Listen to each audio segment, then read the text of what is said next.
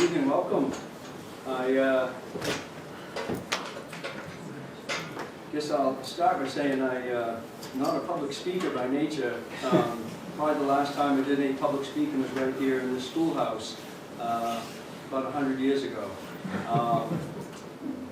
I was born March 22nd, 1909, so it's my 115th birthday this evening. So I'd like to start out by telling you a little bit about my family heritage.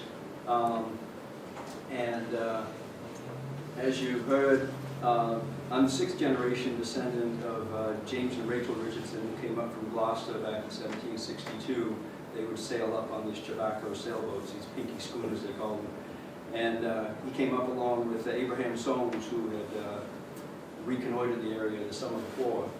So I'm going to read you a couple of passages as we get started here, two of my favorite history books on the island, just to give a little background, set the stage, and then I'll tell you a few stories. James Richardson, fellow pioneer at Soamesville. Can you folks hear me in the back? Yes. Excellent. James Richardson, fellow pioneer at Soamesville with Abraham Soames, was the offspring of an early Lady Chatterley's lover affair. His father, head gardener to a Scots laird, secretly married his employer's daughter, Lady Jane Montgomery. They eloped to America, and James was their son. All these pages are awfully tight together in this book. So, the inhabitants of Mount Desert had character and guts. They were a God-fearing people. Captain Samuel Gilpatrick of Northeast Harbor, where there was no church, used to row across the sound to Norwood's Cove and walk 6 miles to Center to attend a meeting on Sunday. They were naturally intelligent, if not intellectual, natural navigators with compasses built into their heads, natural teachers too, for they passed along to their children and to us newcomers some of that art and mystery of the sea, which they had learned the hard way in the days of sail and sweep. This is a book by Samuel Eliot Morison, an admiral and a Greek historian, a long time. Their family spent summers here at Northeast Harbor, and they were long faculty and presidents of Harvard University. And he goes on to talk about education here on the island. Although education on the island in 1875 was largely confined to the 3 R's, it must not be supposed that the people were dull clods. Far from it. Many of the men who sailed foreign knew the coasts of the West Indies and South America intimately. Captain Asa Smallage of Northeast Harbor was wont to say that the world's only harbor to equal our great harbor was that of Rio de Janeiro. When in 1915 there was talk of the Royal Navy forcing the Dardanelles, Albert Reynolds told me how he had seen from his brig the British Mediterranean squadron come through the Dardanelles under full sail in 1878. Nathaniel S. Shaler, the geologist, told of an interesting encounter with a farmer who taught himself Greek. That was in 1860 when Shaler, with other college students, was working for the Coast Survey in a small open sloop. One night they anchored in a little bight at the north end of Ironbound Island in Frenchman's Bay. They saw one house there up a hill. Shaler was sent up to request food and lodging. Seated outside the house was an old man reading aloud from a book, something that sounded to Shaler like unintelligible jargon. Shaler stated his wants. The old man replied by handing him the book, saying, "Can you read this?" It was the New Testament in Greek, which the old fellow had taught himself to read, assigning his own sounds to the Greek letters. After Shaler had read a few verses, for all college students in those days knew Greek, the farmer said he and his friends could stay as long as they liked if they would teach him the language. For 3 days they took turns at tutoring the old fellow intensively. He caught on to Greek grammar and pronunciation remarkably quickly, and as the boys sailed away, they could see the old man sitting on the shore, book in hand, delightedly roaring out the grand opening verses of the Gospel according to St. John. So he goes on to talk a little more about education on the island. It says, given this background, it is not surprising that the Mount Deserters, as soon as educational opportunities opened, profited by them. Beginning with Dr. Merritt L. Fernald, the eminent Harvard botanist, there have been a succession of professors, such as Dr. Ralph R. Ober of the Harvard Medical School and Dean John E. Stewart of the University of Maine, who were born and brought up on this island. And now we have a college president, too, Dr. Asa Smallage Knowles of Northeastern University. Even before the generation that produced them, the speech of the Mount Deserters was remarkably correct, as well as muscular and virile. Instinctively, they used shall and will, should and would correctly. And in the ordinary pursuits of farm and fishing, les marches juste. How are you going to get that canoe over to Pretty Marsh? A farmer once asked me. Haul it, I said. Would you like me to lend you my hay wagon? No, no thanks. I can take it on my back. Oh, you mean you're going to carry it? Obsolete words were sometimes used in a vigorous way, such as the verb to scoff, meaning to scoop or gobble up something. The owner and master of a lobster smack was crossing the Gulf of Maine. The other member of the crew at the wheel pointed out a black cloud making up, suggested they reef down. Oh, the moon will scoff it up, said the skipper, and turned in. The squall broke, the mainsail was torn to shreds, and the skipper came boiling up on deck. Where's the mainsail? He said to the hand. Oh, the moon scoffed it up.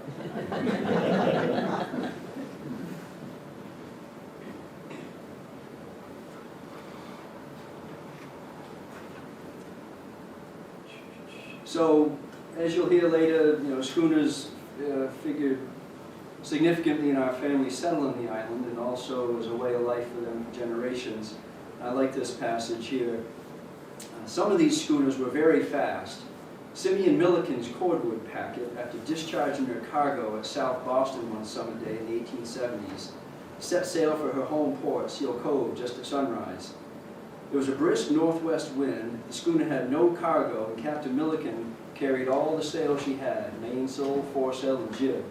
One Richardson, the only other member of the crew, was stationed at the foresheet. But he was deaf, so when Milliken helloed to let out the sheet, he pretended not to hear and shouted aft, "Don't slack off yet, Captain, she'll stand it." Stand it she did, and before dark that night, the schooner anchored off Dodge's Point. Figure it out for yourself. I make it that even if this famous passage was made on the longest day of the year, she averaged 10.5 knots.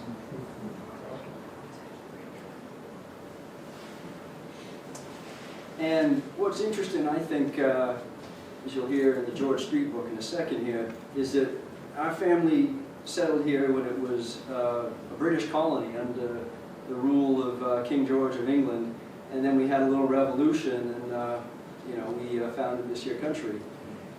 And so he talks a little bit about later on, around the War of 1812, there were still some English sympathizers. And although the people of Southwest Harbor valiantly drove off a landing party from HMS Tenedos in 1813, and George Harmon, member of the General Court from the town of Mount Desert, voted against calling the Hartford Convention, there were many English sympathizers on the island and in eastern Maine. This was natural in view of the unfriendliness of the Jefferson and Madison administrations to maritime interests. Robert Snowman, an uncle of Captain Lorenzo Stewart of Seal Cove, who went to Castine during the war to work in a shipyard, died from a beating administered by local Tories because he refused to drink a toast to King George.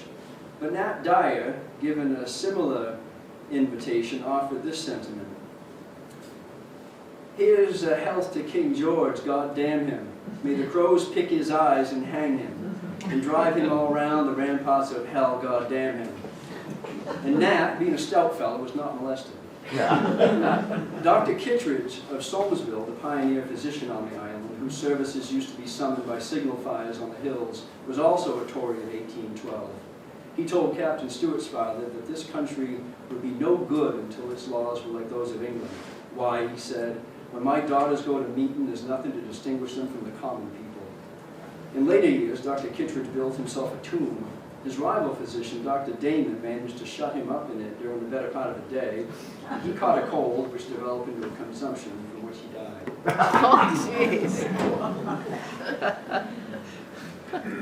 So this is my other favorite history book of the island, Mount Desert, A History by George E. Street from around 1903.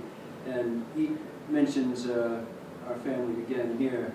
James Richardson, who came in the same year as Abraham Solomons, was also from Gloucester.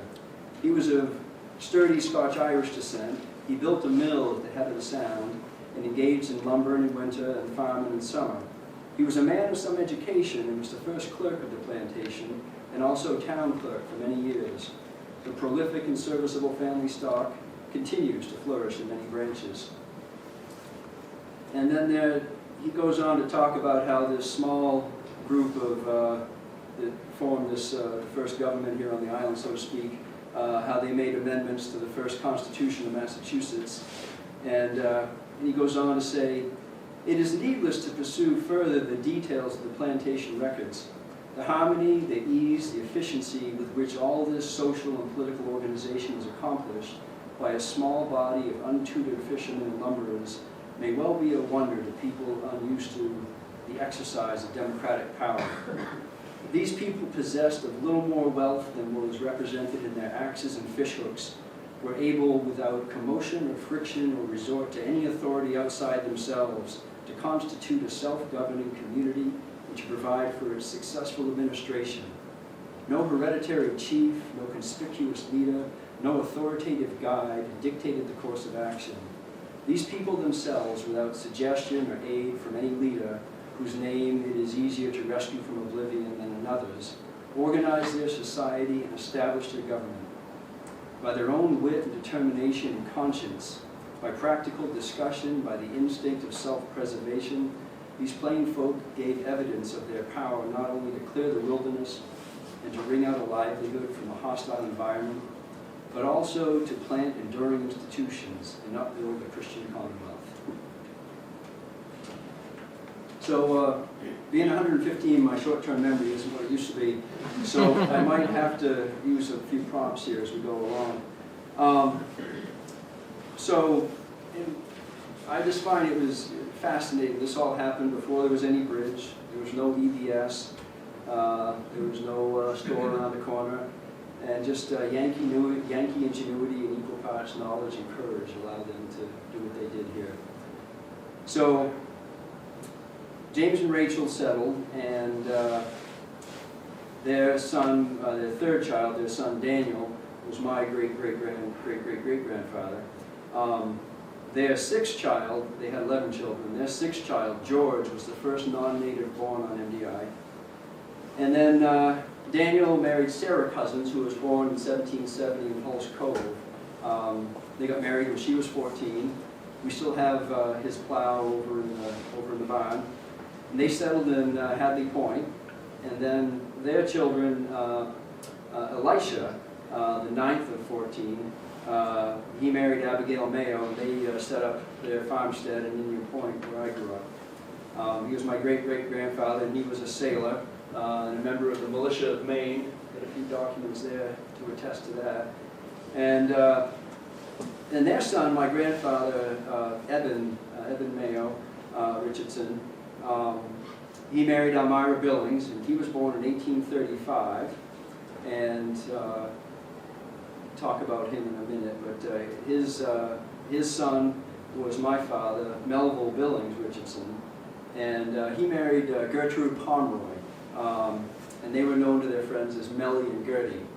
Now my mother, who was known as to my kids as Nana, she was from Bayside in Trenton, where she grew up, and her father, my grandfather, was Seth Pomeroy, and he was a cook on board schooners back in the 1800s, and he was, during his voyages, they went as far south as South America, and he whittled all the little pieces on that there basket and glued them together to make that on one of the voyages. And on one trip to South America, the captain died, and he captained the ship back, and the owners of the ship were pleased with that and offered him the role of captain on board.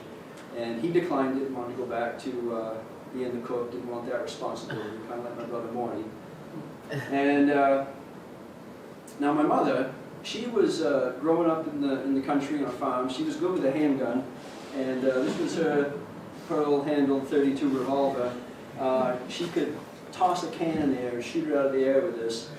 Came in handy one time. There was a salesman who came around the house later years, and she let him in, and he wanted to look and see if he could purchase some antiques and the like, and he wouldn't leave, and so she went off to look for some antiques and came back with her handgun, and she convinced him to leave.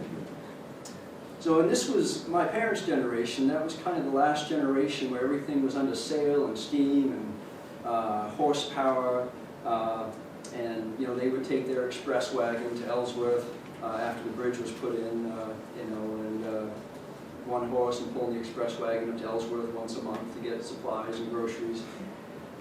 And so we have, you know, all, you know, it was before plastics, and they had metal, and they had wood, and they had things that you had to take care of, and you know, you'd save your wire and your rope and your string, and you'd straighten out your nails, because that's what you had to do.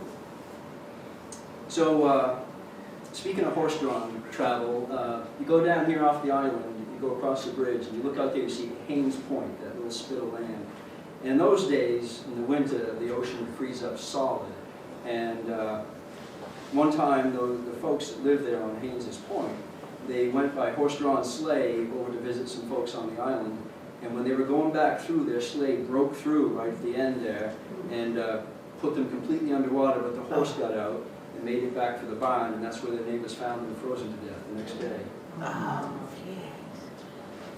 So, you heard about my brother Morty. He was born in 1900, the same year my folks built the house there in Indian Point, just down near the road, the Oak Hill Road, from where my grandfather lived. And then in 1905, my sister Lura was born. My dad spelled her name Lura, L-U-R-A, short, so there couldn't be any nicknames, probably because their nicknames were Melly and Gertie. They didn't want any nicknames for their children. So my early life growing up in Indian Point, you know, my father was a good provider. He had a vegetable garden and could provide for the family, and he was a caretaker on Green Island in the summers and did lumbering in the woods in the winter. Later years, he worked for the CCC, the Civilian Conservation Corps, and he, along with my brother-in-law Herbert, they helped to build the mountain road at Cadillac in those days. And my grandfather, after my grandmother died, she died before I was born in 1909, as I tell you, he would come down to our house for meals when my mother was cooking. He wouldn't eat ice cream. He didn't think it was right to put something that cold into your body, but he didn't hesitate when she was making donuts to take one out of the hot oil, too hot to touch, and throw it in his mouth. So when I was knee-high to a grasshopper, there was a fellow that would come around, you know, the dirt roads. Nothing was paved in those days. And his name was King Fling, and he would travel, I don't know where he came from, but he would travel the road with a vaulting stick. And I just thought he was one of the most peculiar people. Now, there were no Indians at Indian Point in those days. We still had the shell heaps and middens from when they would spend the summers there. But there was an Indian that would come by and visit us sometimes in the summers when I was little, and he made a bow and arrow for my brother and I, full-size bow for my brother Morty and a little one for me. I wish I still had that. Now, you go down to Indian Point, and there's the Blagden Estate there, and now it's the Nature Conservancy there, but the Blagden Estate, and then the other side of that, toward Northwest Cove, was there's a wealthy fellow that built a big log cabin there, and he had all the logs cut and brought down from up around Millinocket, and being a wealthy fellow, he had this big automobile, one of the first automobiles we saw on the island, big 12-cylinder thing, and you could hear it coming across the Trenton Bridge. It was a wooden plank bridge back in those days, and we would go down to the end of Oak Hill Road to the intersection. Come on in there, Ben, haven't seen you in years. Hello there, Robert. So we'd go down and take a look at that car, because it was something to see a car in those days. So if you know the intersection of the Oak Hill Road where it comes into the Indian Point Road, there used to be a one-room schoolhouse there, and then you still see the foundation. And then you got the Higgins Cemetery, and just up from that, where B. Stork used to live, was Bloomfield Higgins' place, and that was the post office in Indian Point in those days, and he was the postmaster in Indian Point.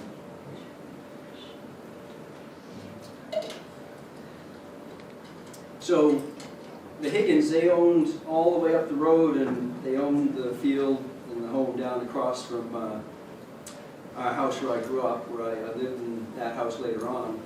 But when I was a little kid, he had cultivated strawberries, so he was up visiting my folks one night after dark. Must have been in June, because I says to him in kid fashion, I said, "Mr. Higgins, I'd love to pick a few of those ripe berries." He said, "Ralph, you take my flashlight, you go down and pick all the ripe berries you want." So I went down there. There wasn't a single ripe berry. He got quite a chuckle out of that. The next day, he comes by with a quart basket heaping full of red ripe berries for me. They were so delicious. Now, my sister Laura and I, we used to come to school right here in this very schoolhouse, and we had to walk 2 miles one way. Of course, it was uphill both ways, because we had to drop down to Craysville. And then we'd come up Scuffle Hill there, past where Jim Perkins lives, and up where Nutton's Mill was there on the right-hand side. And we would walk over here. And I remember one winter it was so cold, and those old wool stockings and gum rubber boots weren't enough. I froze my feet, something awful, and my feet were never the same in the cold after that. Now we would do the usual reading, writing, arithmetic here in the school. Schoolmaster was a stern fellow, but he was kind, nice. We had a pot-belly stove over there, and we'd take turns stoking it, keeping things warm. And I had a friend, Jacob Lurvy. You've heard of the Lurvy Spring Road over there by the south end of Echo Lake, wraps around Beach Mountains. That was probably his family. But he lived down in Clark Cove here. And he was quite the artist. Jacob, he was, one time the teacher, he caught him and gave him a bit of a whack up backside of the head, because he drew this voluptuous young woman eating a thing of ice cream, and it was melting and dripping off the spoon on her blouse. But they didn't take too kindly to that. So apparently his father was a bit of a drinker, perhaps, and he and his brothers wanted to go to town one time, so they locked him in the shed, and off to town they went, but they got him when they got back. So I went to school here. We used to come up, and do our arithmetic on the board, and recite poetry to the class if that was what we had to do at that point. I went through 8th grade here, graduated in 1924. Now between here and the store over there, the next building right here, was Rennie Mayo's place.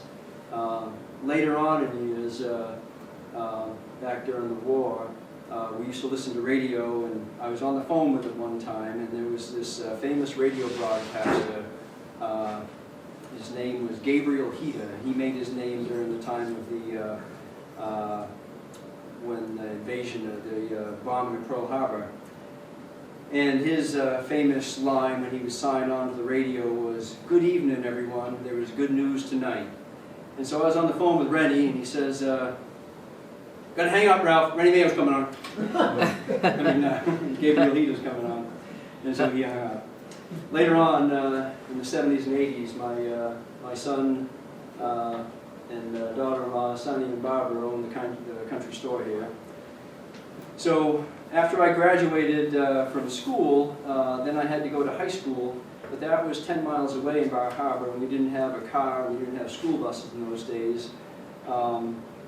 My friend Fred Hadley, he lived right here in Town Hill. He would walk in on a Sunday, the 8 miles, and he would board in town for the whole week, and then come home and walk home on the weekends. He was able to get through high school.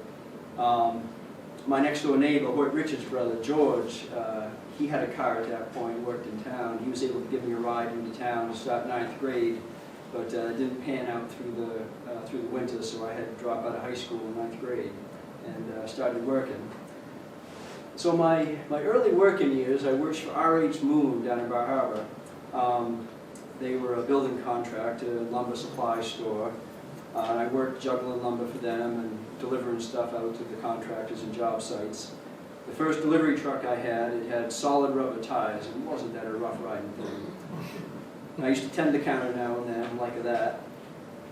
And one time, by that time, I had an overland touring car, and one time I was driving through town at the end of the day, and it was raining something fierce, and there was two ladies walking along, so I picked them up and gave them a ride, and they were going to the Malvern Hotel, and they tipped me $5 when I got them there.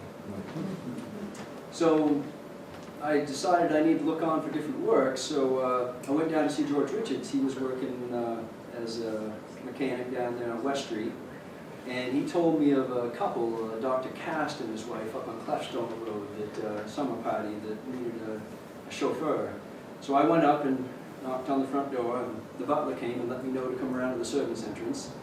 And I met with the lady of the house, and she hired me. And so I had my livery suit, my chauffeur's cap, and I would drive her around town to the bank and like that. And in those days, you could just park right in front of the bank and stop your car there and let your lady out to go do her banking. One time I'm standing there's another chauffeur driver car coming up behind me, and a German fella who was the chauffeur, and he comes up and says, "How do you get your car so shiny?" He says, "Mostly elbow grease." He says, "Where do you get this elbow grease?"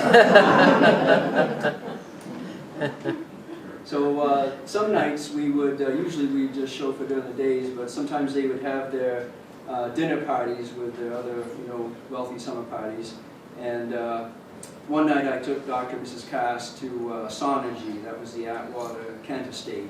Atwater Kent had made his fortune inventing radios. And we would all go down around and drop them off at the front door, and then we chauffeurs would bring our cars up and sit there on Eden Street and 3 there, and wait till dinner was over. And then the butler would come out and call us down around. So this English butler comes out and says, "Bring down Mrs. Fabry's motor." And her chauffeur from Otter Creek fella says, "What the hell do you want me to do with the rest of the car?" He was promptly let go. So, met my wife Frances, a friend of ours introduced us, and she was from Ellsworth. She graduated from Ellsworth High School in 1929, and she was a basketball player there, great athlete, and she had a great arm. When we was courting, we were driving behind her brother Hallett in his car at one point, and we had a bag of apples, and she grabbed down and put it right through his back window. And, later on years, when we lived at home there, there's a skunk in the dooryard, and she killed it dead with a rock. One of those handguns. So when I was courting her, my future brother-in-law, Matt McGavin from Northeast Harbor, was up there, and her father was a teamster, spent most of his time in the woods. They were cutting lumber for the paper mills and like.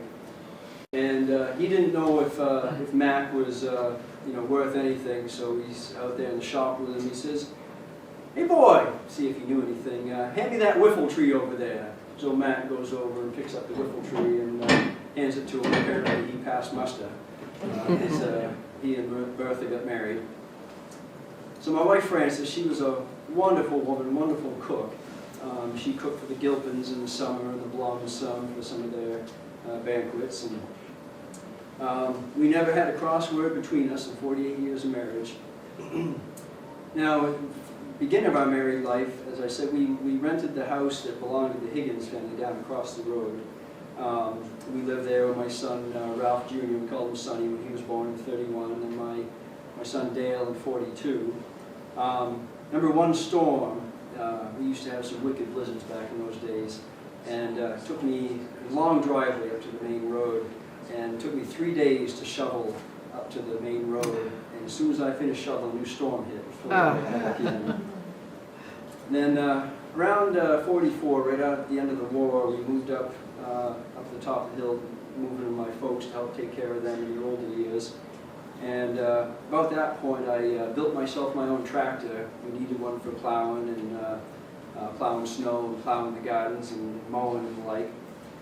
And so I took a truck frame and an engine, and I put 2 transmissions together. So when both transmissions were in reverse, it would be a super low gear going forward. It would go so slow that I could start it going at the bottom of the hill, in the drive, go inside, get a glass of water, come back out, walk to the top of the hill, and hop on top of the tractor, and perfect thing for mountain. So in later years, just after the end of the war, I was looking for year-round employment at that point, and there was a family, the Blum family, that had bought the old Captain Prey farmhouse down. They had a Northwest Cove there where Pray's Brook comes in, and they were building an estate there and looking for a caretaker. And I told them I was interested. Of course, it was a perfect commute for me, being a half a mile. And Mrs. Blum says, "Ralph, do you think there's enough work to keep you busy here year-round in the winter?" And I told her, "There's so much land here, one person couldn't consider taking care of this in a year." So they hired me, and worked for them for 36 years. Mrs. Blum, she was very particular, but we got along well. We understood each other. Mr. Blum, he was a wonderful fella. He very calm, easygoing fella, and he'd say, when he wanted something done, "Ralph, will you get around to it? Could you do such and such?" And I knew that, and as soon as I had the opportunity to get onto that. Now, he was president of Abraham Strauss in New York City, which was a big department store, later merged with Macy's. And he was a director of the Brooklyn Dime Savings Bank.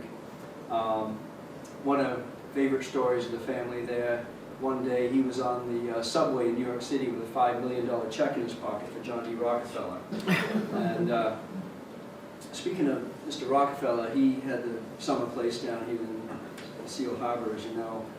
And one time they were having a delivery, and this two fellows come in their delivery truck, and they were looking for a little help, and there's an old man raking in the driveway. They say, "Old timer, give us a hand unloading this." So they unload whatever it was, and they give the old man a tip, and he pockets it, and that was old John D. Rockefeller.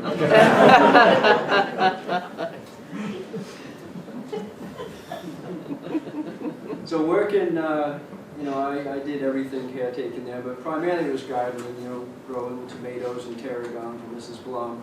I remember so many black fly seasons. I'd have my sleeves rolled up, and those black flies would get me every piece of skin that was exposed, just had the blood running down my arms while I was doing my weeding. And some of those summers were awful hot, and one summer, I didn't like tomatoes growing up, but one summer was so hot I got tired of drinking water, so I tried one of those cherry tomatoes, and come to find out it tasted pretty good. It was an awful good source of water, so I love tomatoes. So one time we were burning brush there, and later on in years, Mrs. Blum allowed me to hire some other help around the place, and I had this fellow, Al Catherine, who lived over around Lemoyne and Franklin, who would help me, and we were burning brush one time, and I says, "Al, I need a match to start a fire here." He opens up his metal canister, takes out one single wooden match, and hands it to me. He was pretty Scotch. So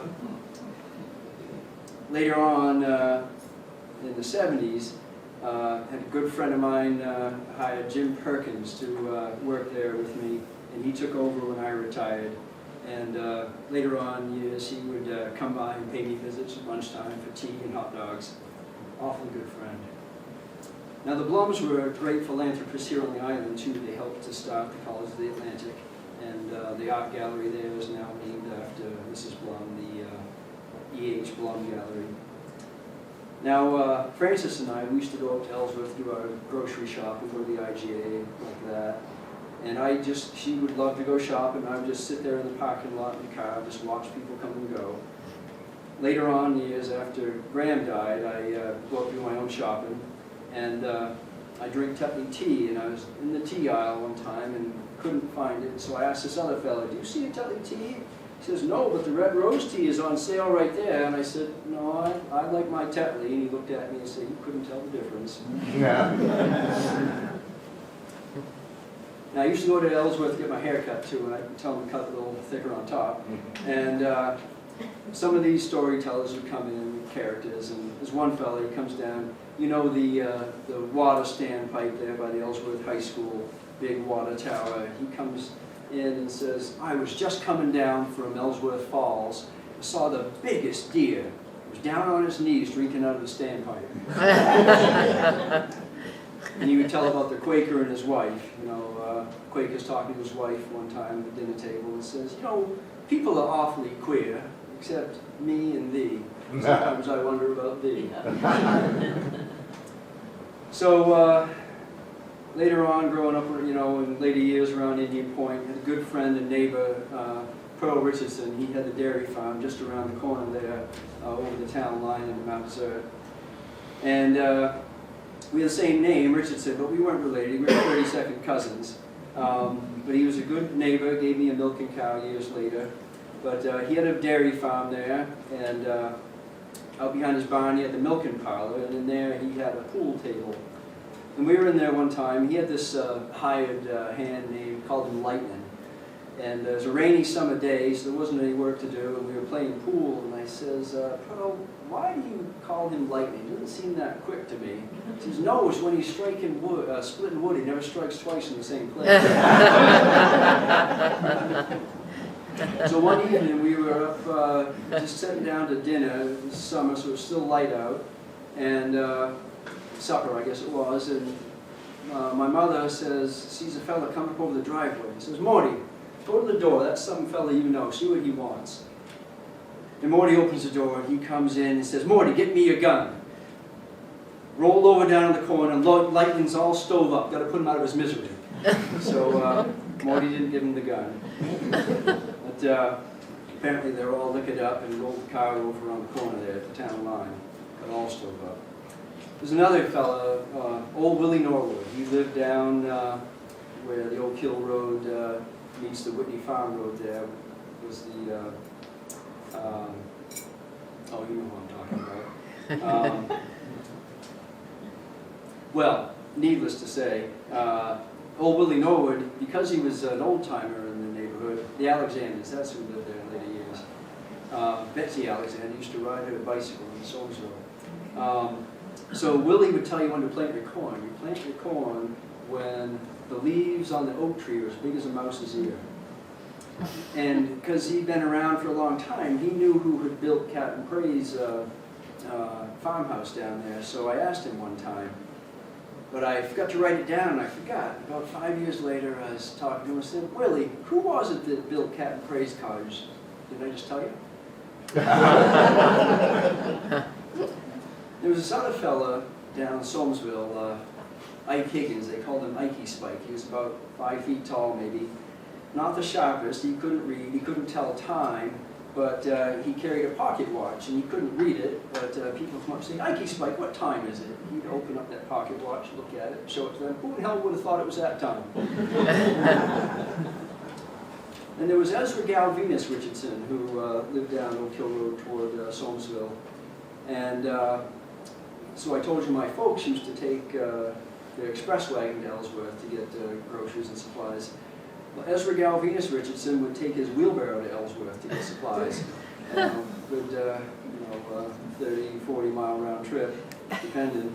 And later on years, Pearl was going by with his dairy truck one time, and he picked up Ezra to give him a ride. And Ezra was a fairly quiet fella, and Pearl says to him, Ezra Galvinus, why in hell do they call you Galvinus?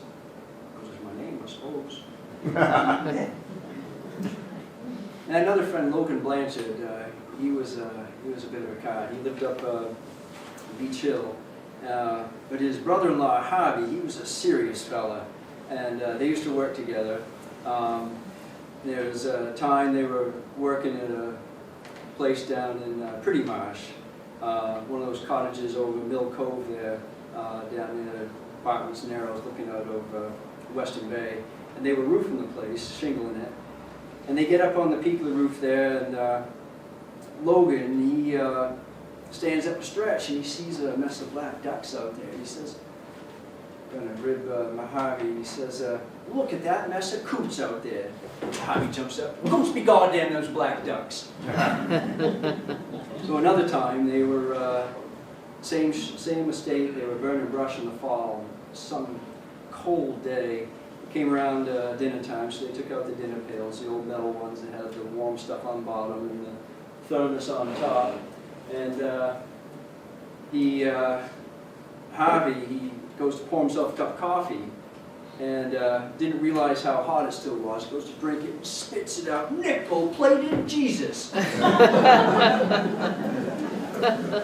So one time, Pearl and Lightning come in at dinner time to the house, and Pearl's wife Alberta's in there and talking to two young women, and they finish up the conversation, and the two young women leave, and Lightning says, "Who were those two young ladies?" Says, "Oh, those are the Dolliver girls from over by Town Hill. The younger one, when she was little, she got shot in the head." Lightning says, "Did it kill her?" So another time, they would put this milk into Northeast Harbor and Seal Harbor, the summer people.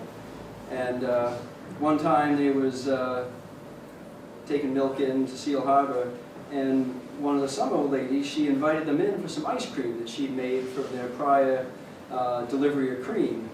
And so they're standing there in the parlor, eating some ice cream, and every couple of bites, spoonfuls, Lightning would take his spoon and flick something on the floor.